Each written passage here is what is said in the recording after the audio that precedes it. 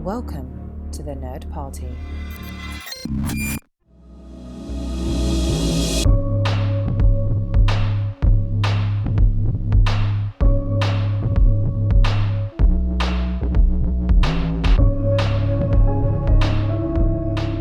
Welcome back to Houselights, our director discussion show here on the Nerd Party Network.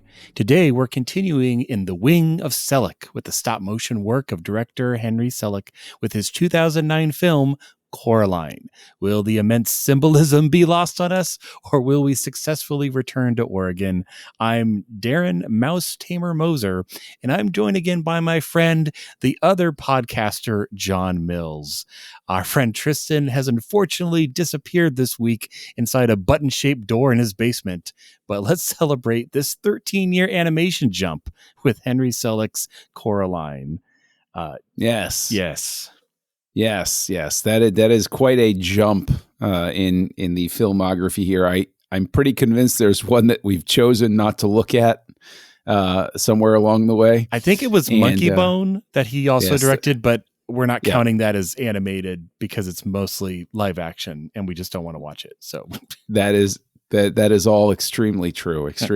So he comes back in, and this is my first time encountering it. And I mean, it's really interesting because obviously he comes back in and now we're in the CG era.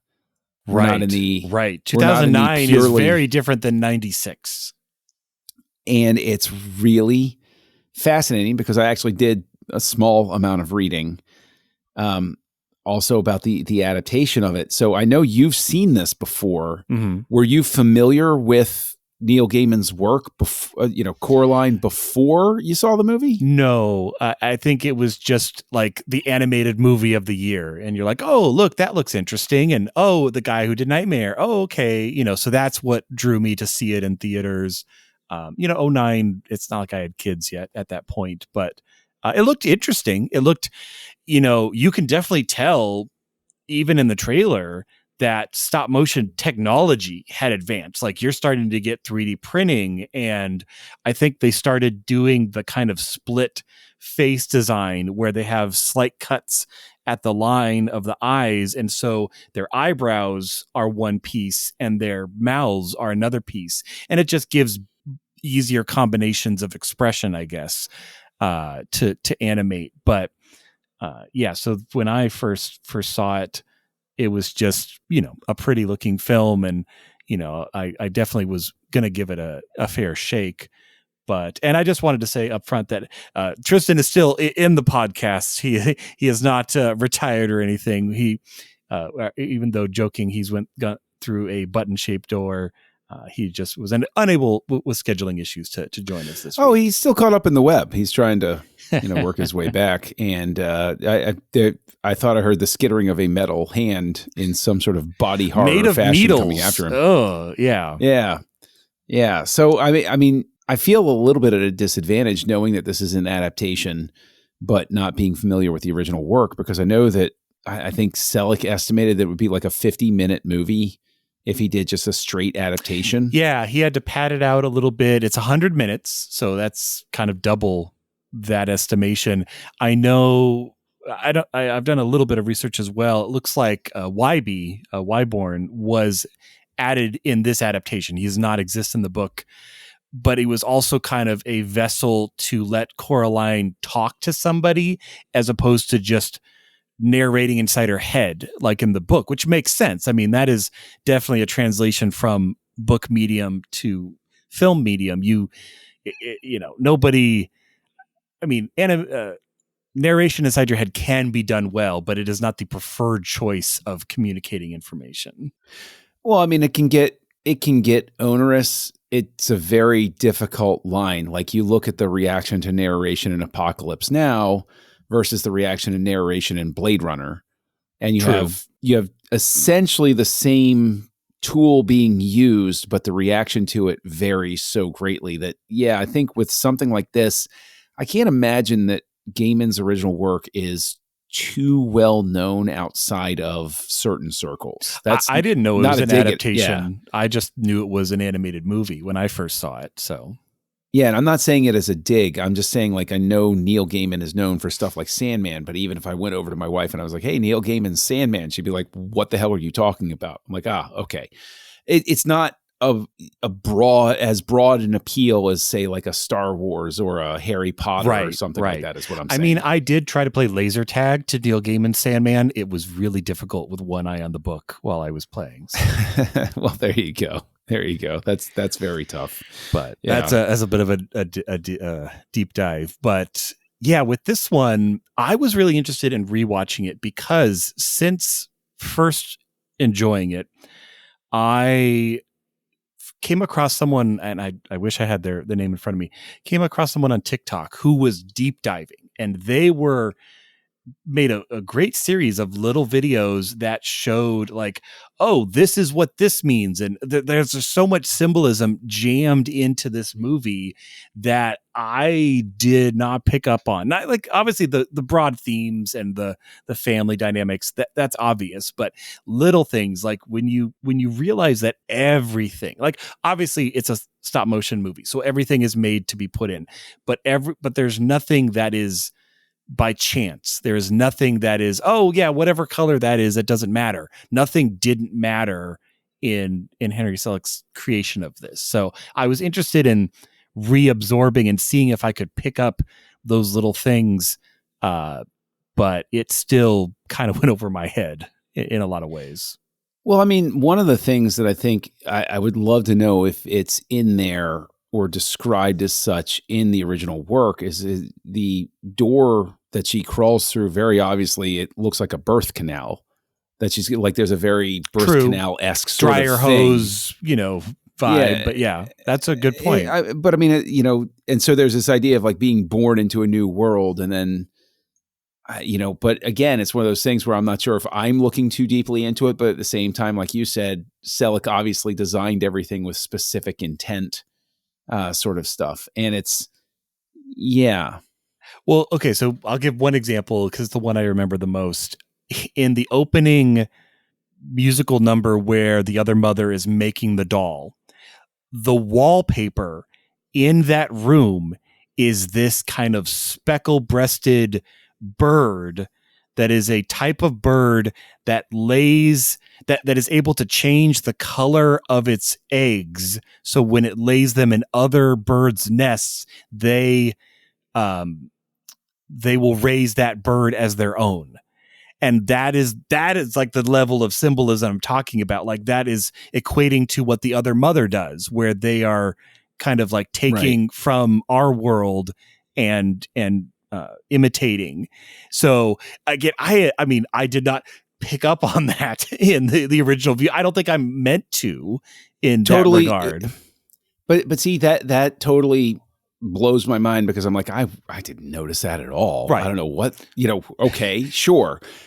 But it's that like is one of 10th level intellect stuff that I'm just like, I would not have guessed. Well, there's additionally though, I think, and this is sort of the age-old, discussion, I would say, is what is the obligation of a filmmaker to make it adequately accessible? Right. Because that's not accessible to me. I have to have a knowledge of birds. I have to have knowledge of a specific type of bird. And yes, that's a deep dive, but I would say that maybe some of the storytelling shortcomings in the film stem from the fact that a little bit too much obsession is put on that sort of thing, as opposed to telling the story in a more, in giving me something more to hold on to, because I struggled in the first, I don't know how long watching this movie, where I'm like, I'm not sure why I care right now. I feel like I should. I think I get the shape of why I should care. But at the same time, I couldn't help at the beginning feeling like there was an echo. I mean, not an echo, but that Pixar had watched this movie before they made before they had made Inside Out. Right. Because the girl moves, she feels disconnected from her parents. There's a lot going on inside of her head. There's all of this stuff. She's very moody. It's about growing up. It's about finding out how to reconnect and recommunicate with your parents. You're not happy about where you moved. There were a lot of things where I I really feel like the people who made Inside Out really like Coraline a whole lot. Oh yeah, I definitely see that. And the bird analogy, the nice thing is it's not like if you missed that, you lost the thread of the story. It was definitely a, almost a what's the word? Almost an Easter egg. Like you don't need to know it, but it's there, and it's cool that it's there. It's cool that 10th degree, level story is in there. But yeah, I see what you're saying though, where there's a lot of Wizard of Oz vibes where you have the same characters in both the other world and in our world, and they're acting kind of, different. And it's, I'm also, there was a moment, because it did also for me, it took a while, maybe at least halfway through, where it kind of started to click, because there's a lot of fantasy in this. Like I'm trying to tell myself, what is this, a bedtime story? Is this a Grimm's fairy tale, like a cautionary tale? Like what? It almost needed a narrator at the beginning being like, this is the story of Coraline, a little girl who went through a button door. You know what I mean? Like, I get what you're saying, where it's like, what am I supposed to take away from this as not that you can't just enjoy the story.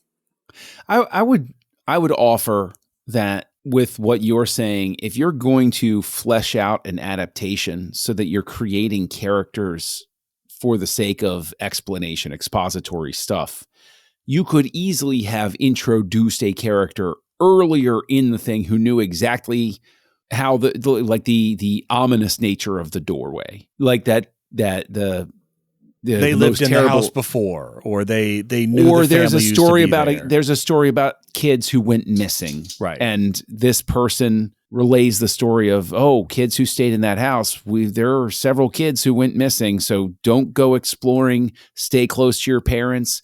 There's nothing concrete given. But when she then discovers the door, it's not just this magical thing of, look, it goes to fairy tale land. It's, wait a minute. I remember somebody talked about all of these missing kids.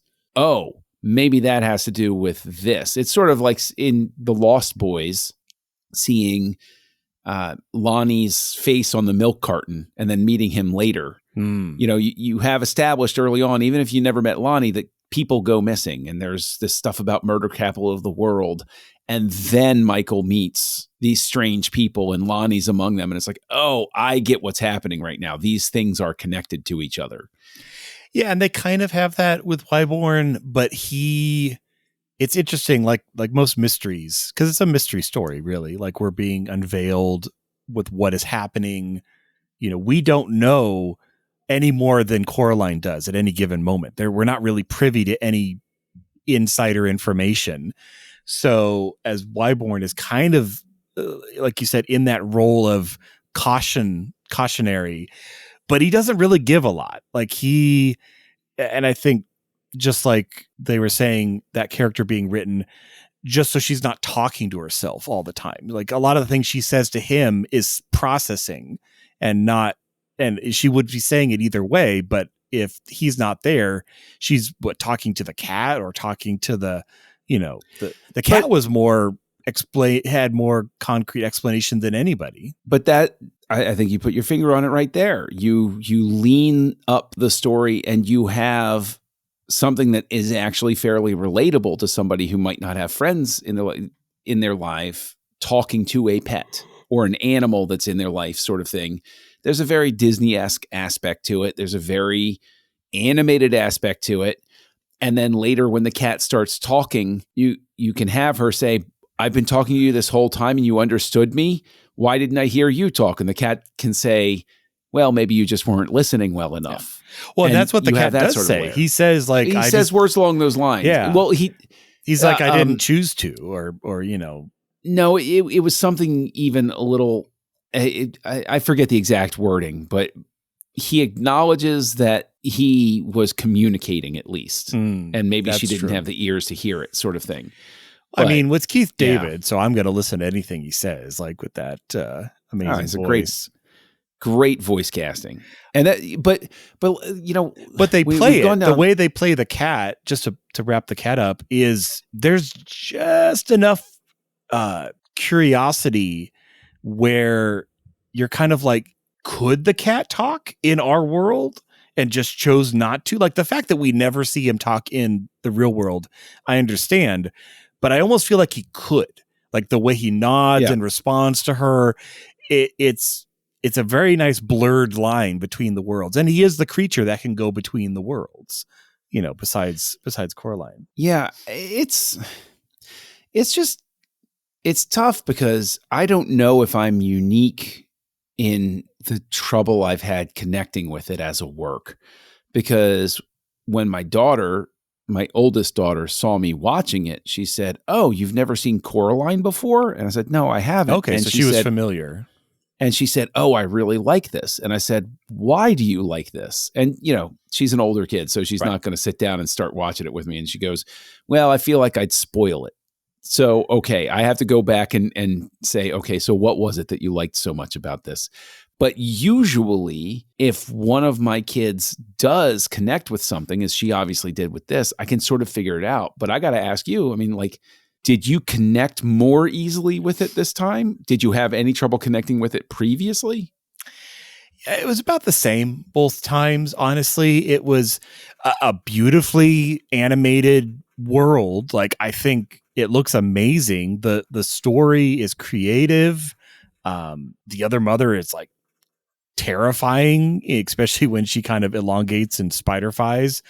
But it was interesting. Maybe it comes down to Coraline herself, like understanding what is this kid wanting. And I didn't have the experience growing up of like two working parents that didn't have time for me. That wasn't my life. So I couldn't relate in that direct way. I could understand and sympathize with her. I enjoyed it, but I don't feel like I'm going to pull this off the shelf for another decade. Like, I don't feel the need to revisit it over and over. It didn't catch me in that way. Whereas I've watched Nightmare Before Christmas dozens of times, and I don't know. That's a hard thing to say why one versus the other, really. And let's be completely honest, because people will point to this and say, "Oh, it's an adaptation." So is The Nightmare Before Christmas. It's an adaptation of a poem that Tim Burton wrote when he was an animator. Right. So it's, you want to talk about stretching something out? That was, was a little bit more. And what I find, well, so is James and the Giant Peach. Yeah, James, right. Yeah. I think James and the Giant Peach as well. But what I find interesting is these are three adaptations essentially that we've watched in a row. What is it that, we talked about James and the Giant Peach last week, and we kind of know what didn't work with that. But my question is, why did Nightmare Before Christmas work so darn well when Selick seems to have trouble adapting these other works? What is it that he is having trouble latching onto and conveying? And because if I'm having trouble, he's got to be having trouble in some sense in telling the story. Although it's interesting because I don't feel that the issues of Coraline are the same issues as James and the Giant Peach. I feel like this one is fully animated. It's gorgeous. It really, I don't want to watch this in a live action. I don't want to hear this story. Right. I want to see it either computer animated or stop motion animated. I think it needs to be that kind of medium to tell this particular tale. So I think it's got that going for it. But yeah, I don't know. I don't know what it is that makes it hard to relate to. And maybe it's an age thing. Maybe it's younger kids who are in that similar finding themselves maybe having a spat with their parent moment of their lives. They're connecting in way more ways than we are. I'm not sure. We haven't shown it to our kids yet, mainly just because it gets a little intense with the visuals. Not that I don't think they could handle that, but there's many other things on our lists at this point. Yeah, I don't know that I necessarily agree that because it's geared toward a younger audience that I shouldn't also latch onto it at least approaching equally as well. Because again, Nightmare Before Christmas appeals to it's that whole thing It's of huge. it appeals to the child inside. Mm. And I don't fault Coraline if there's something that enables younger audiences to connect to it better than I can, but I should not be struggling as I am to give it purchase, at least intellectually. And there's a very significant part of this, I think, where what goes slightly awry with the adaptation is I think that the number of trips she takes to that other world, there's sort of an imbalance with the amount of time she spends in locations. Okay. And I think that probably is something that the movie just has trouble overcoming. I think that looking at the larger story of it, obviously Tim Burton was pretty involved, as we understand it, from The Nightmare Before Christmas, where he was there. He was a producer. He was involved with things. James and the Giant Peach and Coraline are Selick on his own power. And I think that it might be that Selick's real strengths, to your point, what you're talking about, and what I gleefully acknowledge, that Selick has an incredible technical craft skill and eye. He's incredible with that stuff. To do this stuff. But he needs somebody else there with him who is a Tim Burton to guide him along. To push it to that 110% that's going to boom. Or even a better version of the script, a more cohesive version of the script. And you know who I'm going to throw under the bus right now is J.J. Abrams. Okay. Because when Abrams is not involved in screenwriting, I love his work. Star Trek 09, Mission Impossible 3, the first 2/3 of Star Trek Into Darkness. But once Abrams starts fiddling with the script, it's like, hey, no, stay in your lane. Let the other people worry about that part of it. And so I wonder if it's just that Selick is so comfortable in one area, he's never quite figured out how to be in both. And that's not a knock on an artist. That is just people have strengths. And maybe it's just that it's not his strength to be, the overall person driving the thing, but the person executing, refining, collaborating, taking it to that next level. It's sort of like what they said about Conan O'Brien with The Simpsons, that when he was a writer on The Simpsons, he didn't really come up with all of this original material, but every time somebody threw it on the table, he found a little way to twist the punchline to make it better. Right. And that's not a knock either, because you can grow into that person who's steering everything. I just feel like watching these movies, maybe it's just that stop motion animation is so labor intensive, you can't step away from the canvas enough.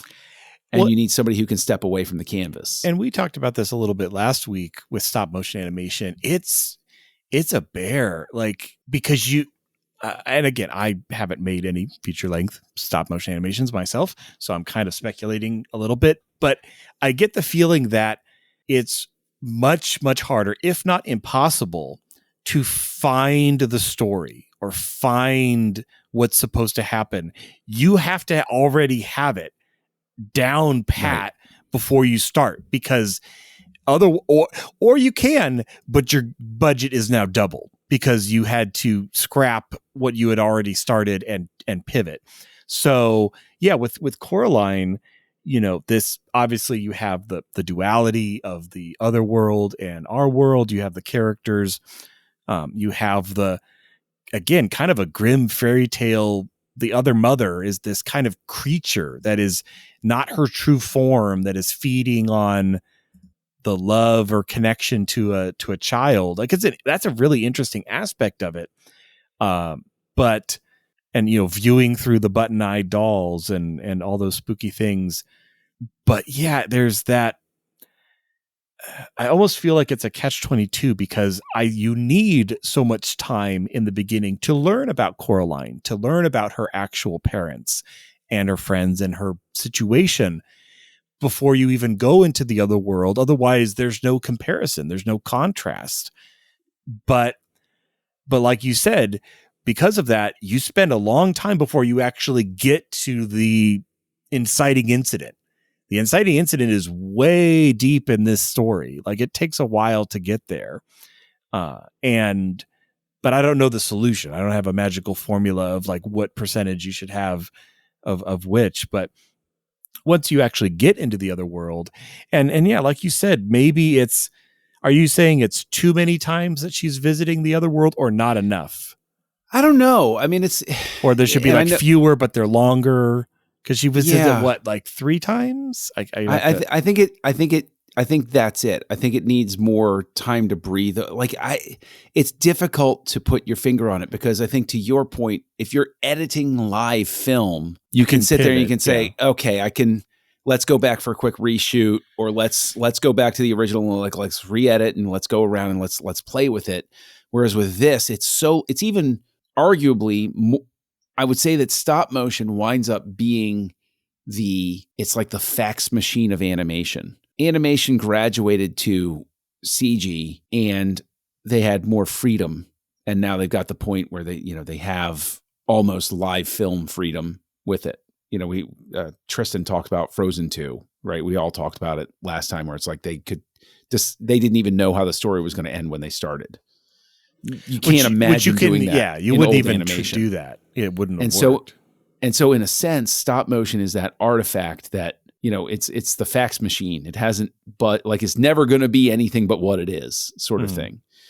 Again, not dismissing it, not saying that it's a bad art form. It's a tremendous art form, but it's not flexible the way that movies want to be now. And I think that expanding the script out, I don't know if there was a step, considering that the budget was $60 million. I don't know if there was an animatics step, because is that the solution, is to go, okay, you know what? We're going to make a very rudimentary animation. We're going to watch it play. And then we're going to say, does this work? Well, there's also, and then do the stop motion animation. I keep thinking of what you said about Nightmare, and that came from Tim Burton's soul. Like, he wanted you to feel a particular way about that, about the holiday, about Christmas and all of that. I don't know what I'm supposed to feel in Coraline. Am I supposed to feel trepidation that Coraline might or is the longing of the accepting family that Coraline's going after? I don't know. The stakes. Okay. The stakes that this is what you're getting at, is the stakes of The Nightmare Before Christmas is Christmas could die because Jack Skellington didn't stay in his lane. Yeah. And that's like, oh my gosh. I want that on my DVD cover now.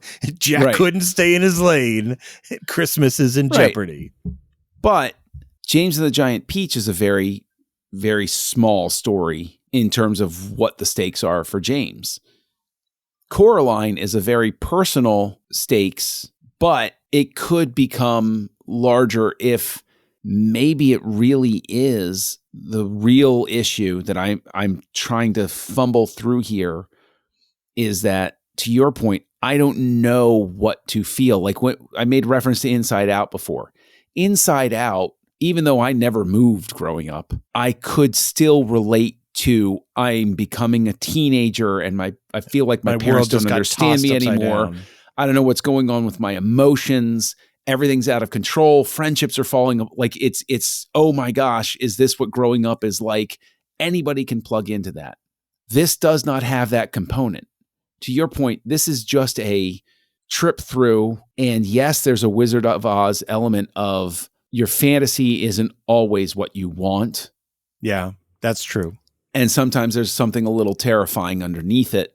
And maybe the best way to go about it is to make the best of what you've got, because it's a bigger issue than what you think. And I don't know if the solution is, make the stakes bigger, make it, once she takes the eyes of 4 children, then she is unleashed upon the world and can turn it into and take over our world. I don't know. Right. Because okay, let's say the other mother caught her. Well, now she's trapped in the other world and her parents are still trapped. and the grandma's going to let the place out to a new person and they'll just be gone. Like, that's really what would have happened. That's what we would have. And then maybe that kid would have gotten taken as well. Like, it just, the cycle would have continued, which is obviously bad, but yeah, it's an interesting take. Well, even layer on something like the grandmother knew but couldn't figure out how to beat the other mother, and then Coraline is basically the one who figures it out, and the grandmother can acknowledge. She said, I've been waiting for somebody to figure this out. But I mean, in all honesty, if you really break it down, you could do one of those TikTok shorts of the grandmother is really the real villain of this movie. Right. She should just burn this house to the ground and be done with it. It's like, sure, I know there's a curse on this house, and if you're a child, you will disappear. But hey, I need rent money. So yeah, and I'll have the completely unrelated crazy acrobatic neighbor up top do nothing. I don't know. Why is he there? I'm not entirely sure. Right. Well, yeah, and it's interesting because Coraline is a good person. She actually is kind to her neighbors and Wybie and to to her parents. I mean, they don't have the best relationship, but she's not a bad person. But I also get the allure of the other world because, yeah, she's like, look, they're making beautiful food and everything's about me. Like, if she has a flaw, it's vanity and selfishness. Like, there's definitely that aspect to her character. But at the end, it's all about her parents. It's all about rescuing her parents and bringing them back. I don't know if a twist of her parents remembering might have maybe helped the ending, because the fact that like they don't, like, she's like, oh, you have snow on you, like, where's the snow coming from, Mom? Like, there's no snow anywhere. And then they're kind of like just status quo back to normal. And again, maybe that's the Wizard of Oz aspect of, was it a dream? Like, oh, you were there and you were there or you were there. Like, there's a lot of that, but but it's all Coraline growth. Her parents haven't really changed at all. They've loosened up a tiny bit, but yeah. I agree with that. There's not enough of an emotional reconciliation at the end, which again, I'm going to go ahead. I'm going to make another reference to Inside Out, because at the end you have that moment where even though the parents have spent no time inside this fictionalized brain, they come to a realization, oh, we've had a shortcoming here. You thought we didn't care, but we do, and we have to work on that. We didn't realize our daughter was as impacted by this move as we thought. Like, which we all get as parents. Like, there's times we miss the mark, and we're like, oh, yeah, I did not realize. I thought everything was all good from the outside, but inside it was not. And once you realize, and you're a good parent, you fix it. Well, once you're, sometimes you can't fix it, but you try sometimes, to fix it, I should say. Yeah. Well, I mean, you at least try to address it. Like, once your kids hit teenage years, you start having some more open discussions, and, you have moments where you say, look, I made the best call I could. I'm sorry it didn't go. And that's just the way it is, kid. I made the best call I could with the info I had. You pull back the curtain a little bit on the adult level decision, because it is that, but and maybe her parents, oh man, now I'm kind of considering, like, if the parents had that Inside Out moment of, oh, like, you like, we are kind of seeing you again for the first time, because they really don't, like, she's barely even acknowledged in their time. Like, they're kind of crappy to her, but like, and the mom does buy the gloves and things like that. But if they really had like a dinner chat, like sitting around the table being like, hey, I know this move was hard. I know you left all your friends, but the book's doing well, and like, it's affording us to hire a cook or something so I can spend time with you, or something like that, like some happy moment. But we didn't really get that. Like, the movie was just over, and we kind of, it was done. But and it will never answer another question. And I'm sorry to go down this rabbit hole, but boy, it completely really messed with me, in that I know how product placement works in live action film. But the fact that they had a very clearly labeled Volkswagen as their car, for some reason got under my skin. And wasn't that a new Beetle? Was that the new Beetle? Yeah, which came out right around then, if I remember correctly. And shortly before, but like I just remember staring at the thing saying, is this a product placement? Does he just really like Volkswagen? Is this in consideration of fun? Like, and for some reason, like, I'm not a big fan of it in movies to begin with. I mean, it is better to see somebody eat a bag of Doritos instead of something that says chips on it. Yeah. It's like, come on, guys. Super chips with flavor. Right. It's like, okay, we know. Yeah. Oh, I love these nacho flavored trapezoids. But like, for some reason, it just absolutely killed me that the Volkswagen logo was on there, because it's like, you didn't even need to put it on there. You could have had it look like that, and you're going to be like, that's not a Volkswagen. The it's Volkswagen just like when I see logo is a button. Yeah, but right, but it's like it's the same thing as like when I see somebody working on a computer in like a stock shot or right. Or something, and all they did was they just put a sticker over the gray Apple sticker logo over it. Yeah, it's so bad. Yeah, it's like, okay, that's I get it. I don't know why it got under my skin. Were there any other product placements that I missed? Like, did I just fixate on that one? Because I think really drove me nuts. They only go into town that one time, and it's like this downtown thrift store.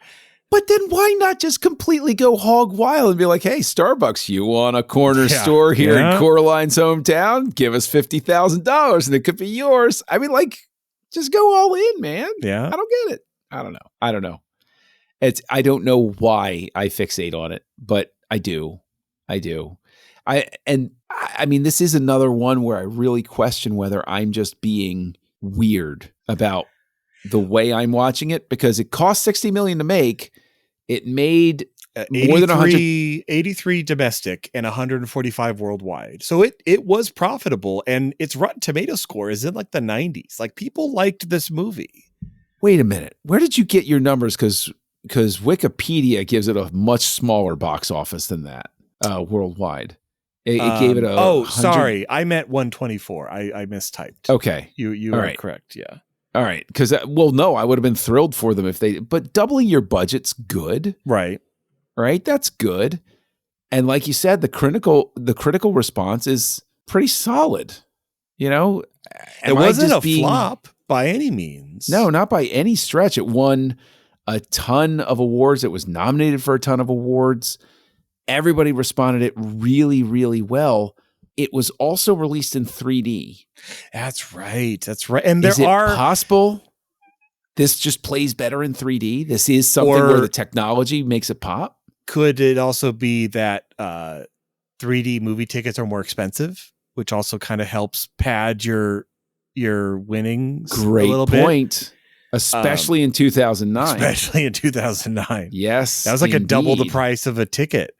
Yes, it was. And there are moments like it's not terrible, but there are moments once you know this was made in 3D, when the dad's playing the piano and things are like unfolding out at you, like it's like, okay, that there are a few 3D moments, which again it's not too bad.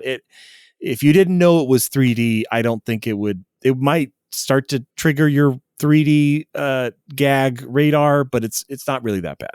But yeah, once you know it, you're like, oh yeah, well this shot, like every time they go into the other world, there's some sort of moment of something coming at the camera or getting really close. So yeah, it did well. And it's so funny. I mean, I feel like we're kind of not talking in circles, but like we obviously enjoyed this movie overall, but we're kind of scratching our heads. Like, it is not oh man, I sure know what number I'm giving it right off the bat. Like, no, we got to kind of unpack it a bit.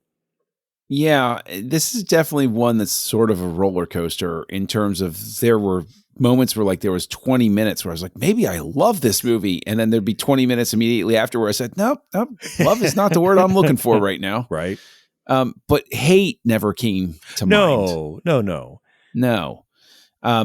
But I mean, I got to ask, in terms of the music, did the music strike you as anything special? I had to look it up. So Bruno Mr. Bruno did the I think it's Collet Collet, is his okay. last name. I looked up and I could not recognize a single other work that he had done. It's definitely, and I mostly am struck by kind of the singing. There's that moment when she's got the dowling rod and, just, which is fun. It's kind of fantastical. It's kind of like, it's just a little girl wandering around her new home. Like the music I think is spot on for the moment.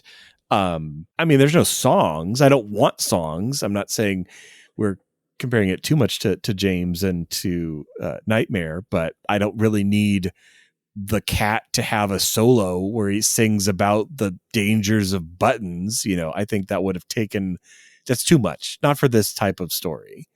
But no, I enjoyed it. I think it worked out. Well, I guess there was a little bit of songs.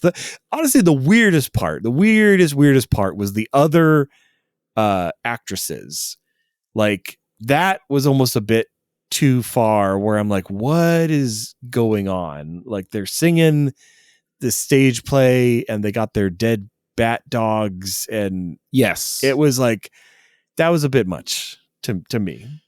But those were the moments that I loved in the sense that even though I agree that doesn't play, I don't really, it's the whimsy is the only reason it's in there. It is. But I love whimsy as a rule. So I'm like, it's one of those things where I can go either way with it.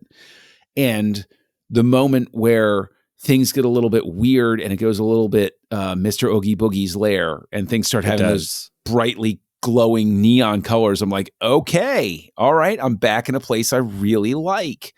And I think it's just that it just never meshes the way that it should. But musically, I think that is sort of a glue that kept me with it because I thought the cues were very strong. Can I really recall anything? Am I walking out? I'm like, I'm going to get a Bruno Collet, discography. No, I can't. No. I am interested to see what happens with Wendell and Wild next week because that'll be interesting.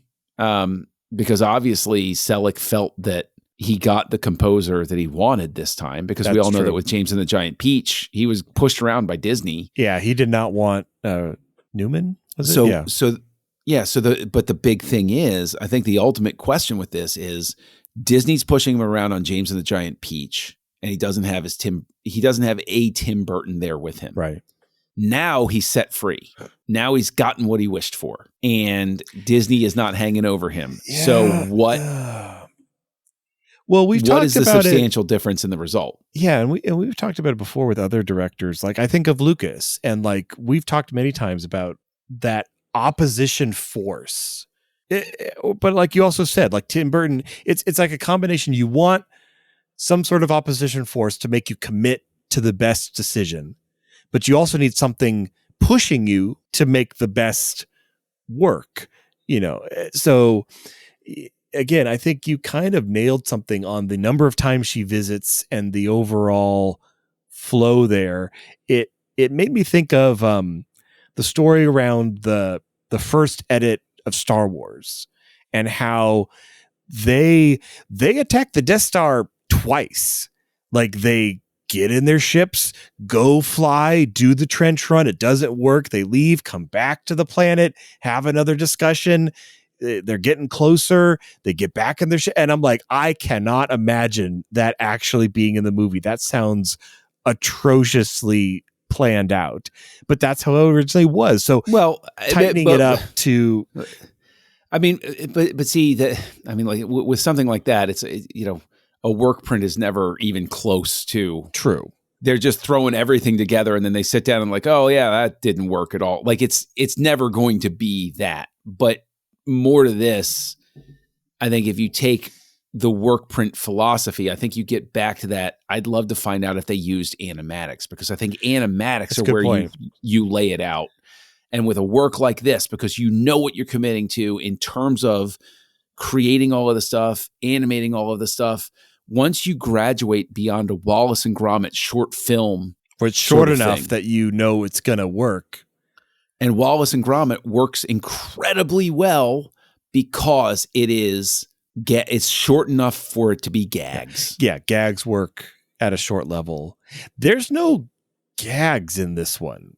I mean, not that it needs to have gags, but it's like, what subgenre would you give this? Like animation, stop honestly, motion is. There are parts of this that would make me want to label it body horror, because there is a very strong aspect of that just really was it didn't like scare me or thrill me, but it was one of those things where I was like, I don't like what I'm watching right now. Like, I don't like we're going to sew this to your eye. Like once you get to the whole, like, I'm going to sew this to your eyes thing, it's like, yeah, I'm not comfortable with what's happening right here. We need something that no child wants. What about this? Okay. Or even when you have like the disembodied needle hand running around like a spider, that type of stuff. I'm like, I think if anything, there's a little bit too much overcorrection for that than anything else. The best fairy tales have an element of terror about them.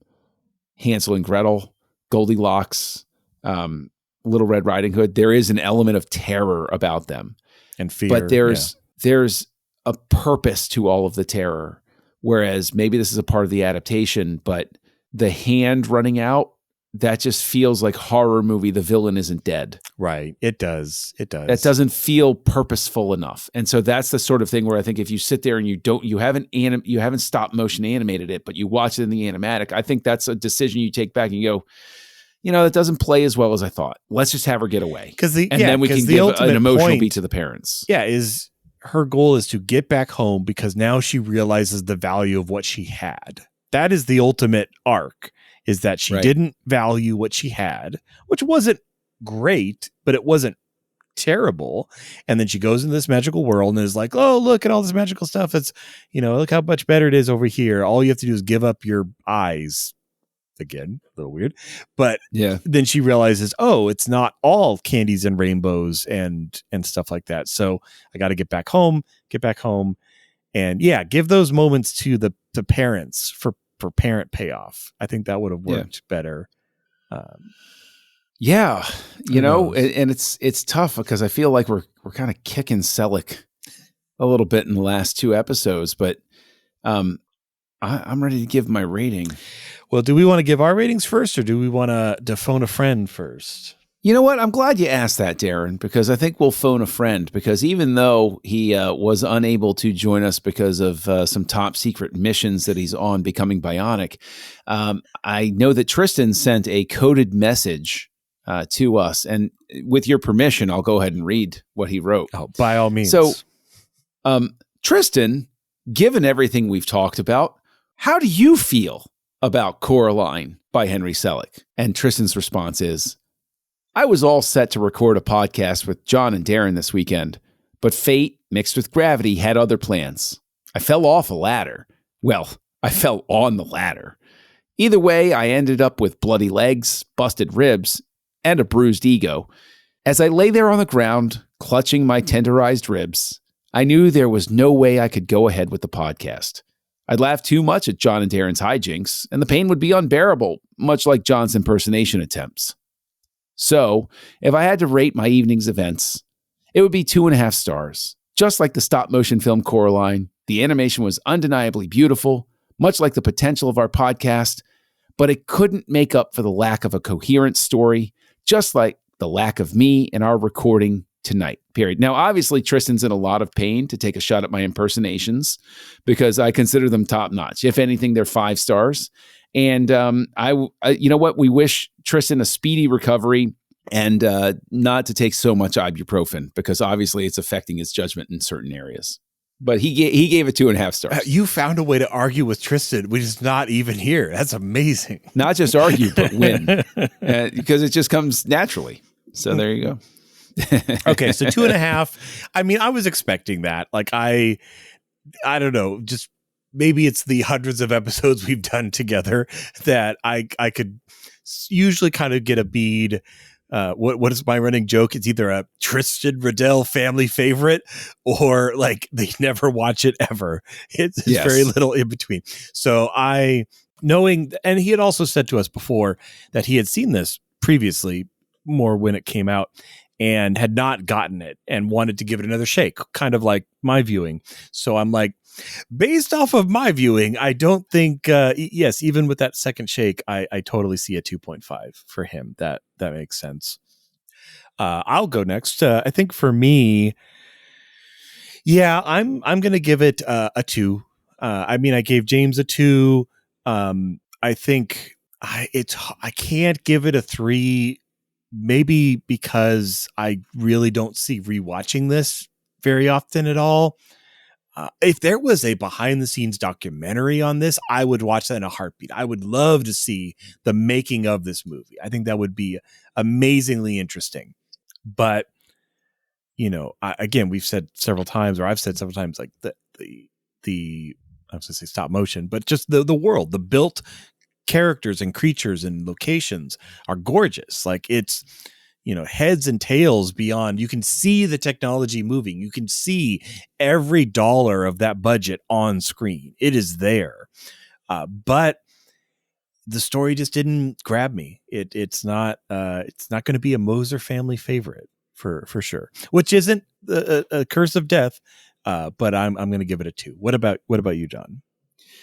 I'm going to wind up being a little bit nicer with it because I have to tip the hat to the craft involved. It's absolutely stunning what they pull off here. And I think that even more interesting is you look at James and the Giant Peach, and then you look at this, and you see where computers are aiding it now. And additionally, with the 3D, obviously the layering of different elements is occurring. The way you would shoot it is different, but it's still all practical, or it has practical elements. Yeah.